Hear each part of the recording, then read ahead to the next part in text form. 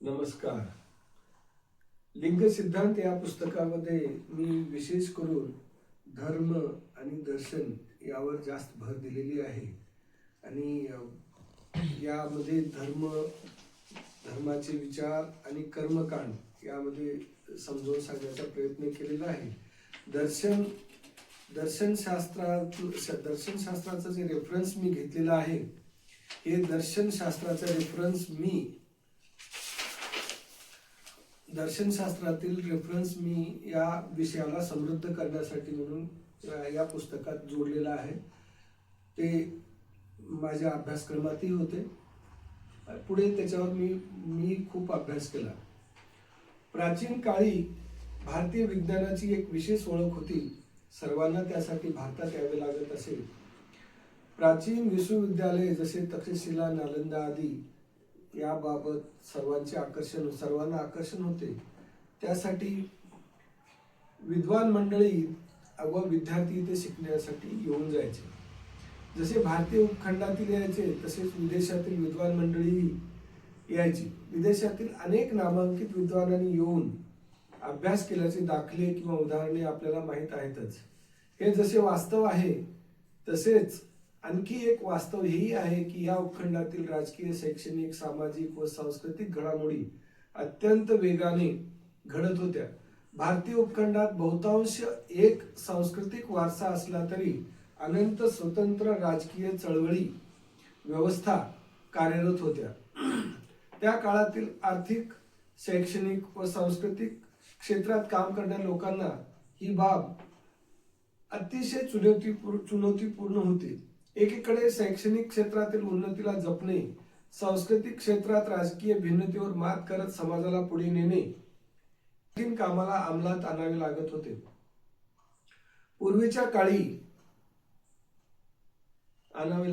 राजकीय स्थिरतेशिवाय आर्थिक, शैक्षणिक, सामाजिक व सांस्कृतिक कार्यात परिणाम मिळणे अतिशय कठीण असते. राजाश्रय एक अत्यंत महत्वाचे क्षेत्र आहे. प्रत्येक प्रांत विशेषात सर्व क्षेत्रात होणाऱ्या प्रत्येक बदलाला ते कारण असते. जेवढे मोठे सार्वभौम राष्ट्र तेवढी स्थिरता जास्त असते व तेवढीच कामे सुरळीत व्हायला मदत मिळते. कारण अशा मोठ्या प्रदेशात नागरिकांना सर्व बाबत अनुभव येऊ देण्यासाठी राजकर्त्यांना सर्वसमावेशक कायद्याचा आधार घ्यावा लागतो आणि निष्पक्ष राहावे लागते. सर्वांना त्यांच्या रीतिरिवाजाप्रमाणे समजून घेऊन त्याप्रमाणे त्यांची व्यवस्था लावावी लागते. धर्म स्वातंत्र्य, व्यवहार स्वातंत्र्य, गमन स्वातंत्र्य, वास करण्याचे स्वातंत्र्य, भाषा स्वातंत्र्य, शिक्षण स्वातंत्र्य, खेळ स्वातंत्र्य हे सर्व लिंगभेदाशिवाय पार पडतील असे पाहावे लागते. याशिवाय बाहेर देशी गेलेल्या आपल्या नागरिकांचे हित जपण्यासाठी शेजारी व दूर देशाच्या सरकारासोबत विशेष रिश्ते नाती जपले पाहिजे. मानव जोपर्यंत त्याला आपल्या वागण्याबाबत सत्य व असत्य आणि धर्म व अधर्म पाहत नाही आणि त्या वागण्याचे फायदे किंवा तोटे याला जोपर्यंत तो आपल्या मनावर घेत नाही तोपर्यंत तो कोणालाच गुमानत नाही. मानव आपल्या फायद्यासाठी स्वतःमध्ये तोडमरोड करत असतो, इतरांसाठी नाही. हा स्वभाव आहे. याला भानावर आणून योग्य वागण्यास प्रवृत्त करण्याकरता शिक्षण व संस्कृतीच उपयोगी पडते. शिक्षणाशिवाय विज्ञान कळत नाही किंवा वैज्ञानिक शोध होत नाही. तसेच विज्ञानाशिवाय संस्कृती निर्माण होणे शक्य नाही. म्हणूनच मानव समाज, संस्कृती, रीतिरिवाज, धर्म, प्रदेश व राष्ट्र निर्माण करून संगतीने राहण्याचा प्रयत्न करतो. हे सर्व टिकविण्यासाठी शिक्षणाची गरज असल्याने शिक्षणाची व्यवस्था करतो. त्याच्या सर्व मानसिक व शारीरिक भावभावनाची पूर्तता उपरोक्त गोष्टी एकत्र आल्यानंतर विनाशाळास व रोखठोक आपोआप होत असतात. आपली संस्कृती खूप प्राचीन आहे. किती प्राचीन आहे? आज आपण आपल्याकडे उपलब्ध साधनावरून आणि साधनाचा अभ्यास करून काढतो. पण खरे पाहता आपली संस्कृती त्या पूर्वीची आहे. कारण आपले पूर्वज आपले ज्ञान, विज्ञान मुखोद्गत करून आणि आपल्या पुढील वारसाकडून मुखोद्गत करून घेऊन विज्ञानाला आपल्या पुढच्या पिढीला सोपत होते. आपले विज्ञान प्राचीन तर आहेच, पण जगाला विज्ञान देण्यासाठी प्रथम पहल आम्हीच केली. या संदर्भात एक म्हण मला आठवते. ही कोण लिहिली माहित नाही, पण आपल्या विज्ञान, साहित्य आणि सांस्कृतिक विरासतीला तंतोतंत लागू पडते. संसार को पहले हम ही ने ज्ञान शिक्षा दान की, आचार की, व्यवहार की, व्यापार की आणि विज्ञान की. वेद, वैदिक साहित्य, दर्शन, पुराणे व अर्वाचीन साहित्य यात आलेले वर्णन पाहता एवढेच कळते की ह्या सर्वांचा कालावधी हा लिपी आल्यावरचा आहे. आपल्या इथे लिपी येण्यापूर्वी मानव स्वतःला त्या कालानुरूप व्यवस्थित ठेवत होताच ना, राहत होताच ना तो. अशा काही घटना घडत गेल्या ज्यामुळे व्यापारिक, सामाजिक, राजकीय, सांस्कृतिक आणि शैक्षणिक वातावरण आमूलाग्र बदलत गेले. आपले ऋषीमुनी, साधुसंत, समाजसेवकांनी अतिशय मेहनतीने उभे केलेली ही संस्कृती उपरोक्त बाबतच्या अस्थिर वातावरणात कधी एका सामाजिक वर्गाच्या हातात गेली हे कोणालाच कळले नाही. आपल्या निजी स्वार्थासाठी आपल्या आप्त स्वकीयाचा घात करण्याची प्रवृत्ती निर्माण केली गेली. परिणामी विदेशी लोक आले आणि ते सोबत आणलेल्या आपल्या तुटपुंज्या लोकांसोबत येथील काही विश्वासघाती स्थानिकांच्या मदतीने इथे राजकीय कामात यशस्वी झाल्यानंतर त्यांनी आपले विचार व आपली व्यवस्था स्थापण्याचा प्रयत्न केला. या अशा प्रसंगामुळे आपल्याला अंतर्मुख व्हावे लागले. शिक्षण एका वर्गाच्या हातात गेल्याचे दुःख नाही, पण कालांतराने त्या वर्गाच्या अनुचित लोकांच्या हातात गेल्याने मुठभर लोक इतरांचे शोषण करू लागले व यशस्वी होत गेले. आपण कुणाची पूजा करतो त्याने हे सिद्ध होत नाही की आपण सद्वर्तनी आहोत या दुर्वर्तनी आहोत. कारण रामही महादेवाचीच पूजा करायचे आणि रावणही महादेवाचीच पूजा करायचे. त्यामुळे छळ आणि शोषण करण्याच्या प्रवृत्तीला विरोध म्हणून आपल्या भारत खंडात बुद्ध तसेच चार्वाक आदी अनेक विचार आले, अनेक समाज सुधारक होऊन गेले. आपण याबाबत विचार करताना यातून आपल्याला बाहेर काढण्यासाठी ऋषी मुनी, साधुसंत, समाजसुधारक अनंत काळापासून अनंत चांगल्या व वाईट गोष्टीवर काम करीत आले आहेत. त्यातील एक जात प्रकरण यावर लोकांना मार्गदर्शन करताना ते म्हणतात, जन्मना जायते शूद्र कर्मफल विभागेषु. अर्थात जन्माने कोणी शूद्र होत नाही, तर ते कर्म करणे आणि त्या कर्माचा फायदा घेण्याने ही विभागणी होते. माझ्या मते आपल्यामध्ये जात दोन मार्गाने आली. एक आपल्या कार्यामुळे आणि दुसरी आपल्या परंपरा वाहून नेण्याच्या जिद्दीमुळे. पुढे चालून महत्वाकांक्षी लोकांना ही व्यवस्था प्रगतीसाठी अडचण होत गेली. राजा किंवा राजाच्या अपत्याने आणि सांस्कृतिक व्यवस्थेतील निम्न स्तरातील व्यक्तीने ऋषी मुनी म्हणून स्थापित व्हावे यासाठी त्यांना खूप प्रयास करण्यासाठी भाग पाडले जाऊ लागले. नको ती तडजोड करावी जाऊ लागली. इतिहासातील उत्तम उदाहरणे म्हणजे विश्वामित्र, वाल्मिकी ऋषी, राजा कर्ण, तसेच एकलव्य आदी अनेक आहेत. आणि आधुनिक काळात छत्रपती शिवाजी महाराज, तुकाराम महाराज, महात्मा फुले तसेच बाबासाहेब आंबेडकर आदी आहेत. जाती प्रथेमुळे आवडीचे आणि क्षमतेचे काम करता येईनासे झाले. यामुळे आपल्या देश, धर्म, समाज, कुटुंब आणि व्यवस्थेचे खूप मोठे नुकसान झाले. आपण आजपर्यंत ज्या वंदनीय पात्रांना काल्पनिक म्हणालो, त्यांना माणूस म्हणून नाकारलो, त्यांना आपले आराध्य समजणाऱ्यावर हसलो, ज्या ग्रंथातील पात्र आपण सार्वजनिक आयुष्यात नाकारतो, पण त्याच प्रमुख भूमिका असलेल्या पात्राचे ग्रंथ आपल्या घरात देवाऱ्यावर ठेवून त्याची रोज पूजा करतो. का हे आपले दुट्टप्पी वागले नाही का? आपण असे का वागतो? असे मी एकटा करत नाही, तर जवळपास सर्वच जण करतात. राम मानत नाहीत, पण रामाची फोटो घरात आहे, रामायण घरात आहे. कृष्ण मानत नाहीत, पण त्याची फोटो घरात आहे आणि महाभारत ग्रंथ घरात आहे. असे अनेक ग्रंथ आपल्या घरी संग्रहित ठेवलेले आहेत. हे ग्रंथ संग्रहित ठेवायची सवय काही वाईट नाही. घरात सर्व प्रकारच्या विचारसरणीची ग्रंथ संपदा असली पाहिजे. आपण कोणत्याही विचाराचे राहोत, पण आपण आपले आराध्य नाकारू नयेत, मला एवढेच म्हणायचे आहे. कारण त्या आराध्यासोबत आपल्या डीएनएची जोड असते. एवढेच नव्हे तर आपण त्या डीएनएची साखळी आहोत. हे डोळ्याला न दिसणारे संयोग आपल्याला आई बनवते, बाप बनवते, आप्तस्वकीय बनवते, पूर्वज बनवते, वारस बनवते, आराध्य बनवते आणि आराध्याला देवता बनवते. म्हणून आपल्याला महादेव, विष्णू, ब्रह्मदेव, राजा बळी, रामकृष्ण, बुद्ध, महावीर, छत्रपती शिवाजी, महात्मा गांधी, गुरु नानक, तुकाराम, ज्ञानेश्वर, भीमराव आंबेडकर, भगतसिंग, इंदिरा गांधी, माता भगवती पार्वती, लक्ष्मी, सीता, रुक्मिणी, इंद्र, विश्वेश्वरय्या, सावरकर, सुभाषचंद्र बोस, महाराणा प्रताप, विवेकानंद, रवींद्रनाथ टागोर, ज्योतिबा फुले, छत्रपती शाहू, केशव हेडगेवार, होमी बाबा, अटल बिहारी वाजपेयी, अब्दुल कलाम आदी अनेक तेजस्वी महापुरुषाबाबत आपल्याला आकर्षण असते.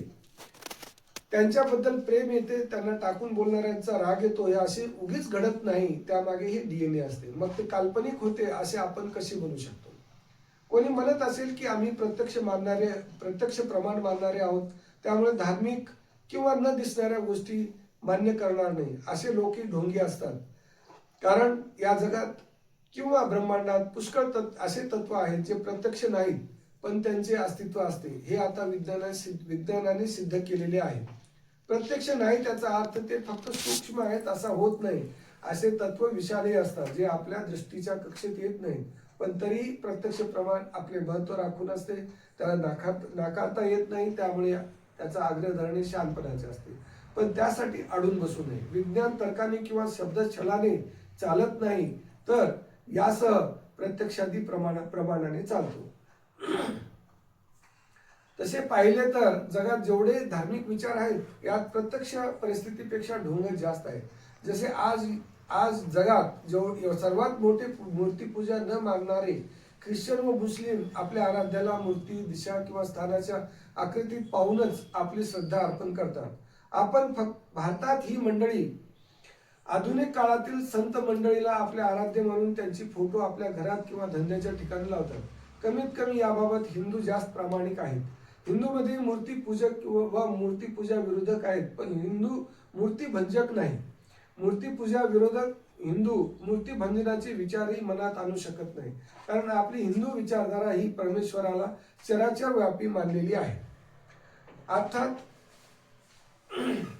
हिंदू परमेश्वराला पदार्थ मानलेले आहेत. त्यामुळे प्रत्येक माणूस, प्राणी, जलचर, दृश्य, अदृश्य, सजीव, निर्जीव, सृष्टीची सूक्ष्मता व विशालता हे सर्व पदार्थमय असून परमेश्वरच आहेत असे आपले तत्वज्ञान सांगते. कारण या सृष्टीचा नियम आहे, जे पेरले तेच उगवते. याच कालावधीत आपल्या भारतवर्षात अनेक मोठी व्यक्तिमत्वे अस्तित्वात आली, पण त्यांना कोणत्याही सामाजिक किंवा आणि राजकीय सुधारणेचे किंवा संशोधनाचे काम तर केले नाही. उलट चमत्काराच्या जोरावर लोकांना गुंगवत राहिले आणि ती गुंगलेली मंडळी आपापली दुकानदारी खोलून बसली आहे. त्यांचा धंदा आहे, नाव घ्या आणि दुकान चालवा. ही चमत्कारी मंडळी ना स्वातंत्र्य संग्रामाच्या कामी आली, ना त्यांच्या कुठल्या समाज कार्याला हातभार लावला. नाही त्यांच्याकडून कोणा एका संशोधनाला मूर्त रूप देण्यात आले.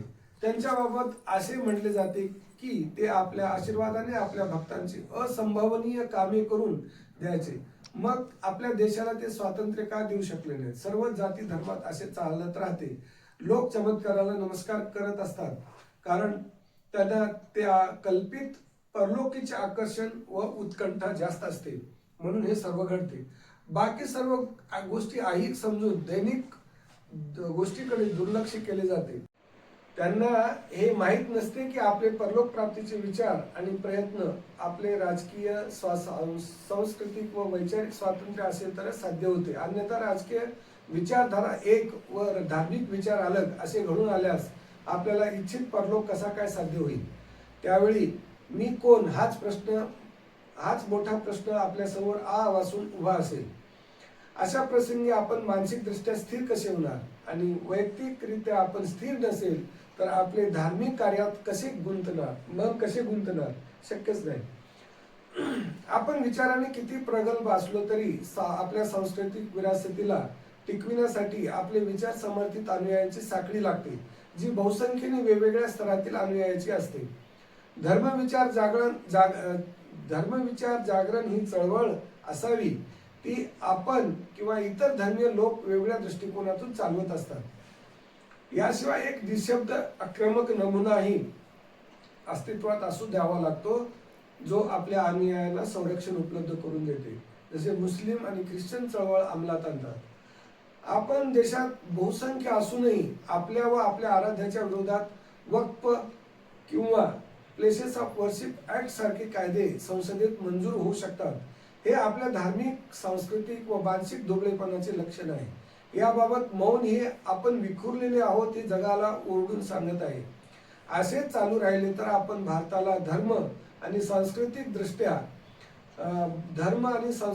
दृष्ट्या भौगोलिक दर बदलाच्या दुष्परिणामापासून कसे काय वाचवू शकू? सुधारलो नाही तर आपल्यावर लमवणे खता की थी और सदियों ने सजा पाई म्हणण्याची वेळ येऊ शकते. शेकडो वर्षाच्या गुलामगिरीत आपली शैक्षणिक, सामाजिक, राजकीय आणि धार्मिक आदी गोष्टी ती गरिमा राहिली नव्हती. पण हिंदू धर्माबद्दल आपण पुढील प्रमाणे म्हणू शकतो किंवा विचार करू शकतो. जसे मेरा पानी उतरता देख मेरे किनारे पर घर मत बसा लेना, मैं समंदर हूँ लौट कर वापस आऊंगा. देवेंद्र फडणवीसांचे हे यांनी विचार मांडलेले आहे. अर्थात स्वातंत्र्य मिळताच आपण परत नव्याने उठलो आणि सर्व क्षेत्रात कामाला लागलो व यशस्वी होऊन आता उंच भरारी मारत आहोत. हे सर्व होण्यास आपल्यातील शैक्षणिक, राजकीय, वैचारिक, धार्मिक, सांस्कृतिक स्वातंत्र्य कारणीभूत झाले. हे स्वातंत्र्य आपल्याला अधिक प्रगत होण्यास तसेच प्रगतीतील शुद्धतेच्या अनुभूतीस कारणीभूत होते. आपण निर्णय घेऊ शकतो, मत व्यक्त करू शकतो, आपल्या मनमर्जीप्रमाणे आराध्य घेऊन धार्मिक कार्य करू शकतो, मनमर्जीचे व आपल्या बौद्धिक व शारीरिक कुवतीचे क्षेत्र घेऊन शिक्षण घेऊ शकतो. राजकीय व सामाजिक संस्थाने विना भेदभाव गुणवत्तेप्रमाणे कामेही देतात. त्यामुळे आपल्या जीवनात विना भेदभावाचे विचार येतात. परिणामी आनंदाने जीवन यापण्यास आधार मिळतो. त्यामुळे पुढील पिढीच्या संस्कारासाठी एक भयमुक्त वातावरण त्यातून मिळते. त्यातून नवीन पिढी फुलते फळते. हे वरील सर्व एका वर्षातून किंवा एका पिढीतून घडत नसते. याला हजारो वर्ष खपवावी लागतात. त्यासाठी एक सतत शिस्तबद्ध, निष्पक्ष आणि पराक्रमी सरकार लागते. यासाठी राजकीय, शैक्षणिक व सामाजिक जाणकार अर्थात विद्वान लागतात. आपण अशा विद्वानांना ऋषी मुनी, साधू संत म्हणतो. प्राचीन काळी हे काम ऋषी मुनी सरकारच्या मदतीने करायची. नंतर हेच काम साधू संत करू लागले. म्हणूनच ऋषी मुनी आणि साधू संतांचा आपल्या जीवनावर व जनमानसावर अतिशय प्रभाव आहे आणि तो असायलाच पाहिजे. जसे आई वडील हे घरातील तसेच समाजातील वडीलधारी मंडळी हे आपल्यासाठी प्रथम देव गुरु आहेत, तसेच ही ऋषी मुनी आणि साधू संत आदी मंडळी आम्हासाठी गुरु किंवा देवच आहेत. आपली सामाजिक जडणघडण अशी बनविण्यात आली आहे की आपण सर्व समाजातील शिक्षित, निम्न आणि बहुसंख्य वर्गासह शिक्षित वर्गातील पात्र व्यक्तीला आपले मार्गदर्शक बनविलो. आपण सर्व शिक्षित, निम्न आणि बहुसंख्य वर्गासह बहुसंख्य समाजातील पात्र व्यक्तीला भगवान बनविलो आणि आपण सर्व शिक्षित, निम्न आणि बहुसंख्य वर्गासह समाजातील निम्न वर्गातील पात्र व्यक्तीला आपण गुरु बनविलो. जसे क्रमाने चाणक्य, गार्गी, लोपामुद्रा, गौतम बुद्ध आदी, राम, कृष्ण, महादेव आदी आणि वाल्मिकी, व्यास, पार्वती हे सर्व सहमतीने झाल्याने समाजात, देशात आणि भारतीय उपखंडात व्यापक स्वरूपात रूढी, परंपरा आणि कर्मकांडाच्या स्वीकार्यतेला मान्यता प्राप्त झाली. हेच हिंदू धर्म आणि हेच हिंदुत्व आहे. म्हणून देश विदेशातील विद्वान मंडळी हिंदू शब्दाची व्याख्या करताना समावेशी असा करतात. अर्थात the place where you live and or the place where you born.